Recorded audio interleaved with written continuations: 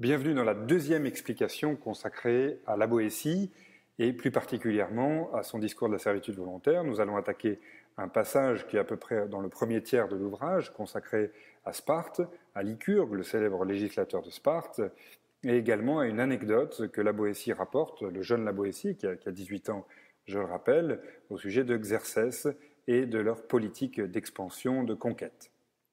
Lecture. On raconte que Lycurgue, législateur de Sparte, avait nourri 2 chiens, tous 2 frères, tous 2 allaitaient du même lait, et les avait habitués, l'un au foyer domestique et l'autre à courir les champs au son de la trompe et du cornet. Voulant montrer aux Lacédémoniens l'influence de l'éducation sur le naturel, il exposa les 2 chiens sur la place publique et mit entre eux une soupe et un lièvre. L'un courut au plat et l'autre au lièvre. « Voyez, dit-il, et pourtant ils sont frères. » Ce législateur sut donner une si bonne éducation aux Lacédémoniens que chacun d'eux eût préféré souffrir 1000 morts plutôt que de se soumettre à un maître ou de reconnaître d'autres institutions que celle de Sparte. J'éprouve un certain plaisir à rappeler ici un mot des favoris de Xerxès, le grand roi de Perse, au sujet des Spartiates. Lorsque Xerxès faisait ses préparatifs de guerre pour soumettre la Grèce entière, il envoya dans plusieurs villes de ce pays ses ambassadeurs pour demander de l'eau et de la terre. Formule symbolique qu'employaient les Perses pour sommer les villes de se rendre. Mais il se garda bien d'en envoyer ni à Sparte, ni à Athènes, parce que les Spartiates et les Athéniens, auxquels son père Darius en avait envoyé auparavant pour faire semblable demande, les avaient jetés, les uns dans les fossés, les autres dans un puits, en leur disant « Prenez hardiment là de l'eau et là de la terre, et portez-les à votre prince. » En effet, ces fiers républicains ne pouvaient souffrir que, même par la moindre parole, on attentât à leur liberté. Cependant, pour avoir agi de la sorte, les Spartiates reconnurent qu'ils avaient offensé leur dieu et surtout Talthybi, dieu des héros. Ils résolurent donc, pour les apaiser, d'envoyer à Xerxès 2 de leurs concitoyens pour que, disposant d'eux à son gré, il pût se venger sur leur personne du meurtre des ambassadeurs de son père. 2 Spartiates, l'un nommé Spertiès et l'autre Bulis, s'offrirent pour victimes volontaires. Ils partirent. Arrivés au palais d'un Perse, nommé Hydarne, lieutenant du roi pour toutes les qui étaient sur la côte de la mer, pour toutes les villes qui étaient sur la côte de la mer, celui-ci les accueillit fort honorablement et après divers autres discours leur demanda pourquoi ils rejetaient si fièrement l'amitié du grand roi. Voyez par mon exemple, leur ajouta-t-il, comment le roi sait récompenser ceux qui méritent de l'être, et croyez que si vous étiez à son service et qu'il vous eût reconnu, vous seriez tous 2 gouverneurs de quelque ville grecque.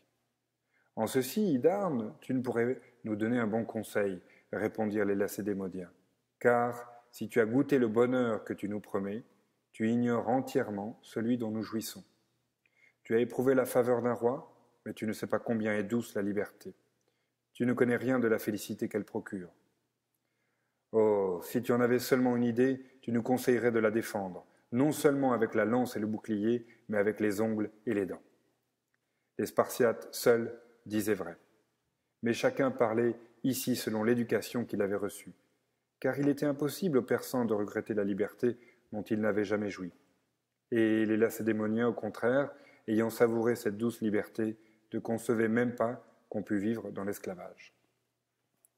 Voilà, je vais arrêter la lecture ici. Par la suite, la Boétie prend un exemple emprunté à Caton d'Utique, qui serait rigolo de lire, mais je le réserve à une autre explication de texte. Voilà, donc on va reprendre un peu les idées qui gisent là dans ce texte, qui sont toujours plus ou moins les mêmes chez la Boétie, à savoir que la liberté est le plus grand bien que l'homme ait à sa disposition, et finalement aussi ce qui nous rend humains, ce qui nous fait humains. Il y a une idée très intéressante dans ce texte, c'est que finalement, nous prenons pour liberté ce que nous croyons être liberté. Autrement dit, quelque part, nous dit la Boétie, la liberté est une illusion. Alors chez les Spartiates, elle se donne dans sa pleine force et dans sa pleine vigueur, mais quelque part, les Perses aussi, les Persans pour reprendre l'expression, eux aussi pensent être libres. Donc quelque part, il y a une idée très précise, c'est que la liberté et ce que je crois être la liberté. Donc, finalement, il met au jour cette idée d'illusion de la liberté et cette vision subjective de la liberté qui fait quelque part qu'il est très difficile de savoir ce qu'est exactement être libre et ce qui fait qu'il introduit un relativisme dans la définition même de la liberté.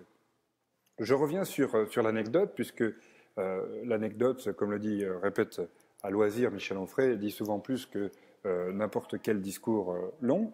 Cette anecdote, d'ailleurs, dont se sont inspirés les scénaristes et l'auteur de la bande dessinée 300, de l'eau et de la terre. Vous vous souvenez, lorsque dans ce film 300, l'ambassadeur perse arrive à Sparte et demande de l'eau et de la terre pour finalement leur faire comprendre à Léonidas qu'il faut se rendre, qu'il faut obtempérer et qu'il faut donner son territoire.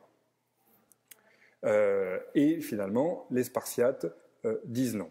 Alors pour reprendre notre explication de texte précédente, finalement, l'homme libre, c'est celui qui sait dire non. On avait vu dans quelles conditions et comment, puisqu'il ne s'agit pas de dire non pour dire non, mais qui sait dire non lorsqu'on s'oppose à sa propre liberté, lorsqu'on vient la déranger, lorsqu'on vient la mutiler. Et c'est bien évidemment ce que comptent faire les Perses, puisqu'ils comptent envahir un pays. Alors aujourd'hui, c'est un tout petit peu dur de se faire une idée de ce que ça devait représenter. Enfin, les seules personnes qui s'en souviennent sont ceux qui, du moins en Europe, en France, ont connu l'invasion allemande. Mais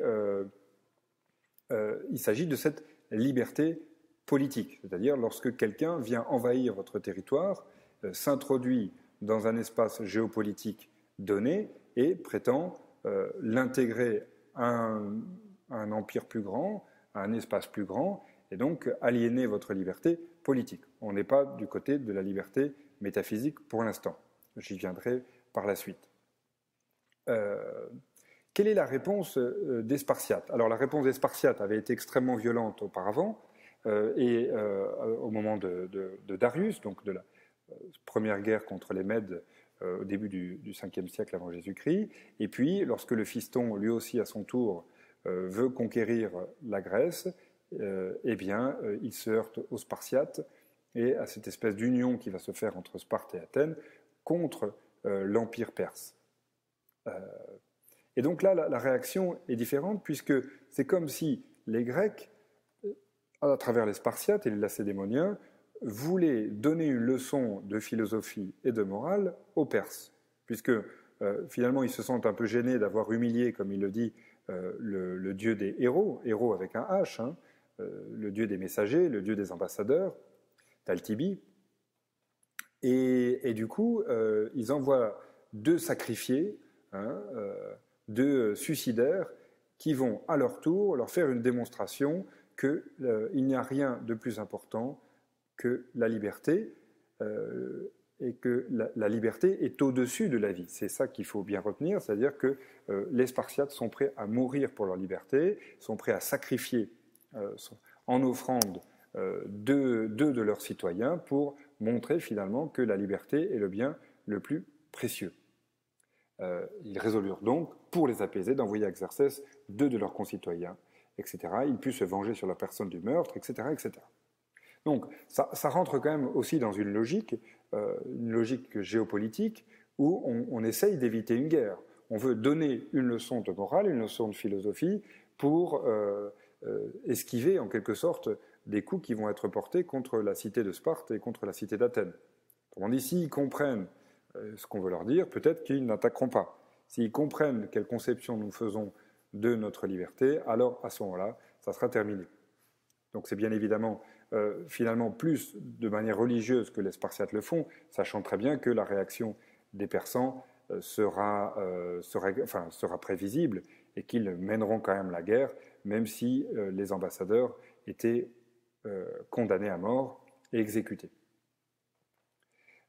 Donc je ne reviens pas sur la petite théâtralisation que nous donne à lire la Boétie avec le premier temps. Finalement, ils reçoivent une proposition et puis ils refusent de négocier et à ce moment-là, ils leur donnent une leçon de morale Tu pourrais nous donner un bon conseil, mais si tu as goûté le bonheur que tu nous promets, tu ignores entièrement celui dont nous jouissons. Tu ne sais pas combien est douce la liberté, tu ne connais rien de la félicité qu'elle procure. Et donc la question que pose le texte, finalement, c'est qu'est-ce que la liberté ? Ça n'est ni plus ni moins, répond la Boétie, comme j'ai eu l'occasion de le dire, qu'un conditionnement. Et en ça, si on comprend bien évidemment ce qu'est la liberté politique, à savoir vivre dans une république, il emploie le terme en désignant les Athéniens et les Lacédémoniens, mais si on comprend bien ce que c'est la liberté politique, eh bien les Spartiates veulent donner une leçon sur l'idée de liberté métaphysique. La liberté métaphysique, c'est finalement celle dont je peux jouir indépendamment de la situation politique dans laquelle je me trouve. C'est-à-dire que même si je suis en prison, eh bien, cette liberté ontologique, je peux en jouir. C'est le fait de disposer de cette autonomie, le fait de disposer de sa propre volonté, de son propre vouloir, indépendamment de tout. Donc finalement, cette liberté métaphysique, c'est un petit peu, en un sens, le bien suprême du philosophe. Lorsque le philosophe vise à l'ataraxie, c'est-à-dire l'absence de trouble, lorsqu'il vise à l'autonomie, c'est-à-dire être à soi-même sa propre loi, eh bien on a là ce désir d'une liberté métaphysique.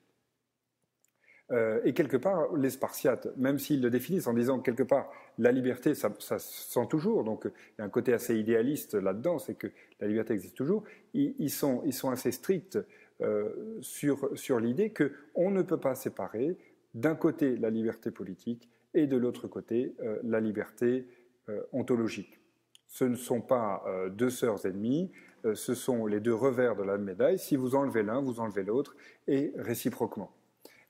Contrairement à ce que donnent à entendre les Perses, qui aimeraient bien pouvoir dire, quelque part, que la véritable liberté, c'est finalement vivre dans le luxe, être directeur d'une région, directeur d'une entreprise, et finalement, c'est l'anti-philosophie.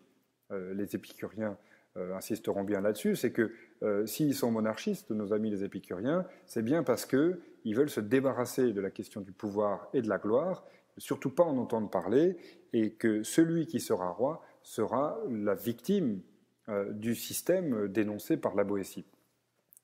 Donc, finalement, on retrouve quelque part cette idée épicurienne de la dénonciation du pouvoir comme étant le pire des asservissements, puisque les Spartiates ne discutent pas avec des esclaves. On n'est pas dans une discussion comme chez La Fontaine entre le chien et le loup, même si La Fontaine se souviendra certainement de ce passage, mais on n'est pas dans une discussion entre d'un côté un esclave, autrement dit un pauvre loup tout maigre avec que les poils sur la tête, et puis un chien bien gras avec son collier. Une discussion des ambassadeurs qui sont des hommes libres, qui sont des citoyens de Sparte, et qui discutent avec des rois ou leurs courtisans.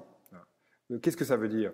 Ça veut dire que finalement, cette liberté politique dont les Grecs se targuent, elle est au-dessus de la liberté que proposent les Spartiates. Autrement dit, il vaut mieux être libre dans l'inconfort, dans la misère, dans la douleur, dans la souffrance, que être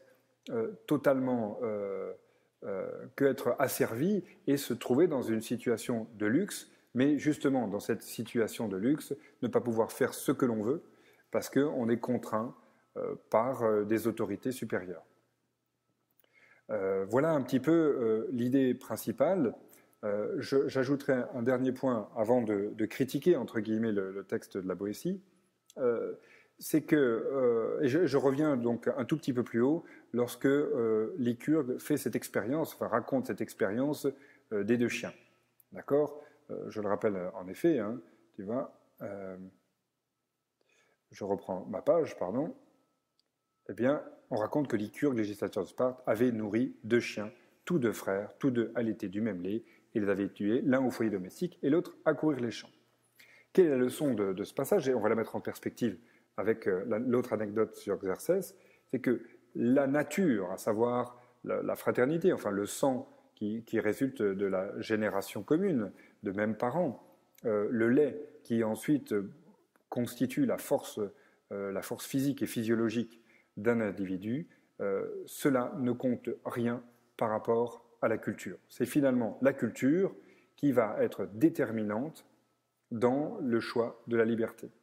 C'est l'éducation qui va l'emporter sur la nature, la civilisation sur la génétique, et c'est la leçon, la grande leçon, je pense, de la Boétie, cet extraordinaire éloge de la volonté sur la nature, la civilisation sur encore le sang. Quelque part, vous pouvez décider maintenant d'être autre que ce que la nature vous demande d'être, ce qu'elle exige absolument de vous. Alors, c'est vrai qu'on pourrait mettre en perspective, cette remarque que je fais avec la philosophie voyou, en disant finalement, deviens qui tu es, ou tu es force de volonté, et puis l'éloge de la famille. Mais l'un n'empêche pas l'autre. C'est-à-dire que vous pouvez être déterminé par votre famille et vous créer autre que ce que vous êtes. Comme je l'ai dit à un moment donné, inventez vos biographies, c'est comme ça que vous deviendrez qui vous êtes. Eh bien là, c'est un petit peu la même chose. C'est-à-dire que ce qui gît derrière, et c'est pour ça que j'ai choisi ce texte, ce qui vraiment m'émeut lorsque je lis vraiment ce pamphlet, ce discours écrit par un garçon de 18 ans au XVIe siècle, c'est véritablement, encore une fois, quelqu'un qui va poser dans l'univers de la culture la force du changement. Alors malheureusement, François Hollande est passé par là, et donc quand on dit le changement c'est maintenant, ça fait éclater de rire tout le monde, mais finalement cette phrase de François Hollande était très bien choisie. Le changement c'est maintenant, autrement dit, c'est maintenant, donc hic et nunc, ici et maintenant, que je peux faire advenir l'être que je veux devenir.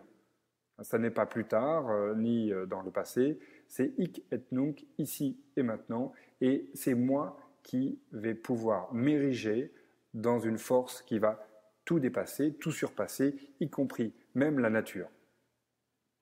Pour la mettre en perspective avec notre texte, c'est intéressant parce que, bon, c'est une excuse par rapport aux Perses. En gros, ils ont été éduqués de telle sorte, mais aussi, quelque part, c'est une critique d'une civilisation qui n'inculque pas la force de la volonté.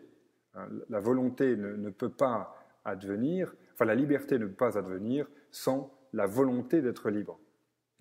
Donc la liberté ne peut pas advenir sans la volonté d'être libre, et cette volonté, malheureusement, c'est aussi la culture qui vous la donne. Donc, pour en revenir à une partie critique, on voit bien la limite de cette critique, on voit bien la limite de ce discours. Finalement, puis-je vraiment être libre, puisque je suis déterminé par le lieu où je vais naître, quelque part. Donc même si je peux surpasser la nature, si je suis perse, je serai éduqué de telle sorte que,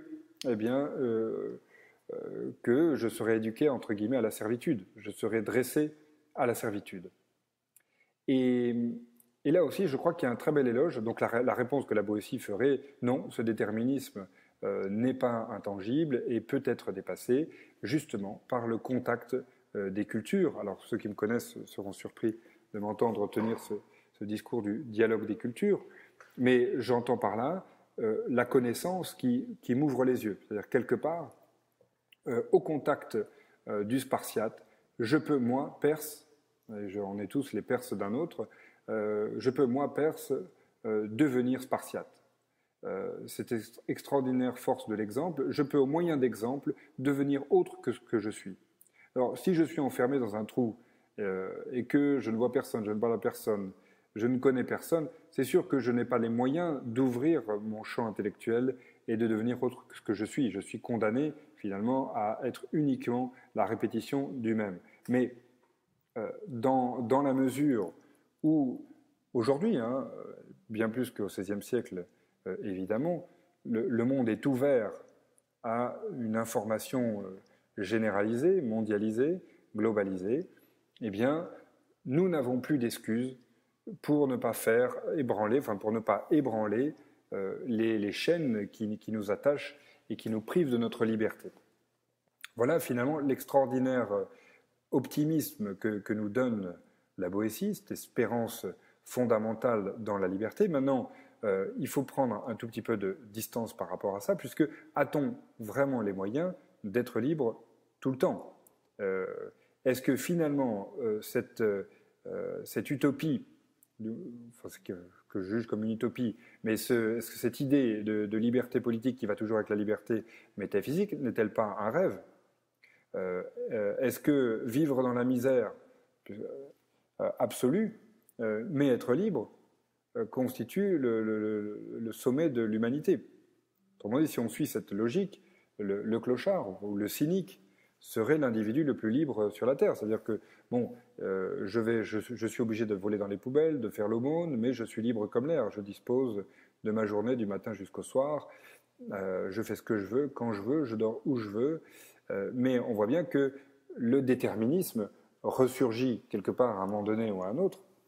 Hein, que si ça n'est pas celui qui est imposé par la puissance financière et par mes moyens financiers, eh bien, il sera imposé, bien évidemment, par d'autres contraintes. Je suis incapable de me déplacer puisque je n'ai pas de voiture, donc je fais tout à pied. Je n'ai pas véritablement de lieu pour dormir, donc je dépends aussi soit d'associations qui s'occupent des sans-logis, soit de ce que je vais trouver, soit de ce que je vais voler. Enfin, vous comprenez bien que la vie se complique énormément lorsque on est libre absolument.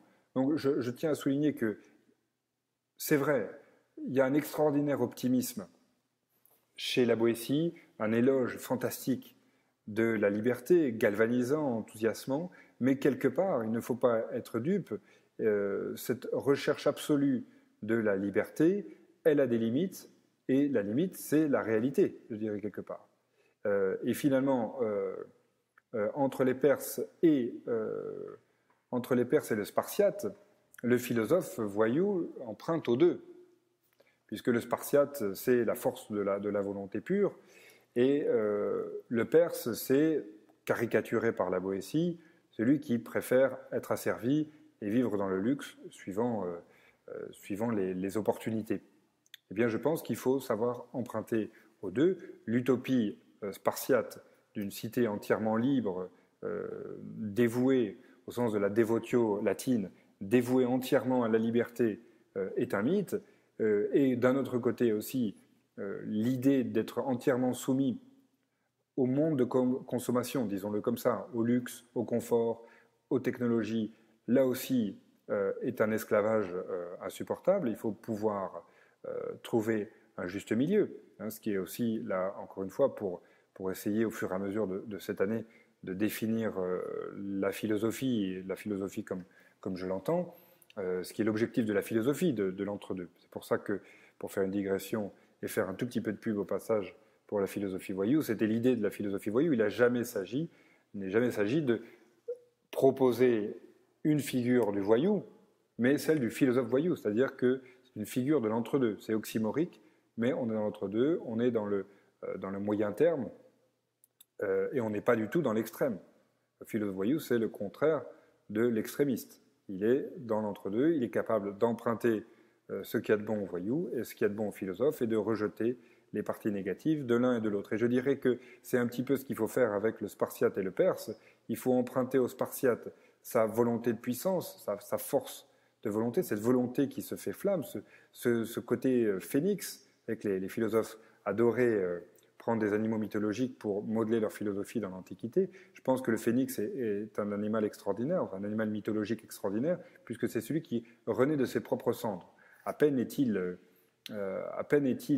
grillé en cendres qu'il ressurgit. Et c'est finalement cette volonté spartiate qui est sous le signe du phénix. Et d'autre part, après, le Perse, qui est caricaturalement encore, je le répète, hein, qui est mielleux, doucereux, luxurieux, tout ce qu'on veut, et qui préfère, si vous voulez, son petit plaisir immédiat à une liberté franche mais douloureuse. Et encore une fois, il ne faut pas être dupe de cette réalité, à savoir le confort peut être un bien digne de recherche. C'est-à-dire que ça n'est pas une honte de vouloir vivre dans le confort, ça n'est pas une honte de vivre dans le luxe, ça fait partie de l'existence, ça fait partie des buts de l'existence. Donc on pourrait me dire, mais alors Olivier, est-ce que d'un côté, vous opposez la liberté et le plaisir? On dit la liberté impliquerait de renoncer à tous les plaisirs, une sorte d'ascèse douloureuse, et la recherche du plaisir, l'hédonisme, inviterait à se soumettre et à renoncer à sa liberté. En gros, deux figures aussi qu'on retrouve dans l'Antiquité. D'un côté, Diogène le cynique qui reproche à Aristippe de Cyrène de manger chez les grands, et puis en gros de leur lécher le cul. Et puis Aristippe qui reproche à l'autre, au cynique, celui qui est tout nu avec son manteau, Diogène, de boire avec ses mains et de ne même pas avoir à quoi se nourrir, finalement. Et donc là, encore une fois, je pense qu'il faut être dans l'entre-deux. Cette figure de l'entre-deux, elle est à inventer tous les jours. Lorsque je suis dans un magasin en train d'acheter mon téléphone, eh bien, il faut que je sois dans l'entre-deux. Il faut que je sois cette force, cette liberté qui est capable de s'inventer et qui soit capable aussi de souffrir, c'est-à-dire de renoncer, de dire non à ce qui m'est proposé. Si on me propose le dernier iPhone 5S ou je ne sais quelle nouvelle technologie irrésistible, eh bien, il faut que je sois capable de dire non. Il faut que je sois capable de dire non à l'incroyable package qu'on me propose pour aller en vacances dans des îles paradisiaques, ou finalement aussi que je sois capable de dire oui. Mais si je dis oui, c'est que je sais exactement pourquoi je dis oui. Encore une fois, je peux être esclave pour deux actes qui sont en contradiction. Autrement dit, je peux prendre l'iPhone 5, l'acheter à sa sortie et être libre, ou le contraire. Et finalement, ça dépend de ce qui me détermine, ça dépend de ma volonté qui me détermine. Si je suis l'esclave d'un autre parce que je copie mon copain, je copie ma copine qui a l'iPhone et que je ne peux pas m'en passer parce que j'ai peur d'assumer socialement ce manque, alors à ce moment-là, je suis un esclave, par exemple. Si par contre, pour des raisons qui me sont propres, que j'ai déterminées moi-même, qui sont réelles, qui sont tangibles, qui font que, par exemple, je ne sais pas, l'iPhone me permet d'écouter d'extraordinaires podcasts, et notamment ceux de mon professeur de philosophie. L'iPhone me permet de m'ouvrir sur un monde à travers des livres qui sont disponibles partout, tout le temps, qui me permet d'accéder à tous les journaux du monde en un instant. Si l'iPhone est cet outil, alors oui, pourquoi dire non? Pourquoi refuser cet extraordinaire outil de culture? Mais donc, encore une fois, c'est ma volonté qui détermine ce que je vais décider, bien évidemment. Donc, cette lapalissade est lourde de sens parce que la plupart du temps, aurait pu nous dire la Boétie, nous décidons des choses que nous n'avons pas voulu ou nous voulons ce que nous ne voulons pas. Autrement dit, je veux être libre, mais je suis asservi, etc., etc. Donc, c'est vraiment, si vous voulez, ce paradoxe que nous éprouvons tous les jours, tout le temps, que la Boétie va traiter dans ce remarquable livre, qu'il faut lire dans son intégralité pour en avoir toute la force. Et quelque part, on a besoin un petit peu de cet extrémisme laboétien qui nous pousse à briser toutes les chaînes, qui nous pousse à croire quelque part que la liberté existe, qu'elle est un bien dont on peut jouir, un peu comme chez les Spartiates. Donc on a besoin de cette utopie pour finalement comprendre quelque part qu'en faisant un mélange avec une sorte de réalisme tragique qui nous dirait que nous sommes esclaves et nous sommes condamnés à vivre un éternel recommencement, eh bien, c'est dans cet entre-deux-là qu'il faut se situer.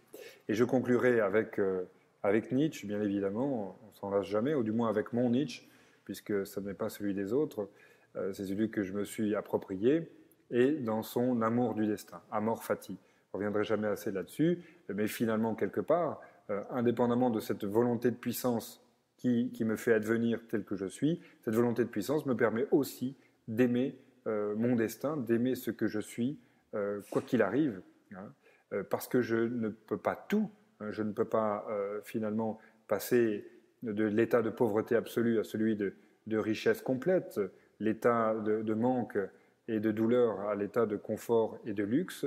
parce que ça n'est tout simplement pas possible. Il y a trop d'éléments et de paramètres qui rentrent en compte, qui fait que ça ne sera peut-être jamais possible, même si la société me fait rêver à un monde où cela peut advenir, mais on sait tous que là aussi, il s'agit d'un mythe. Donc quelque part, l'amour du destin me permet de réconcilier d'un côté cette soif de liberté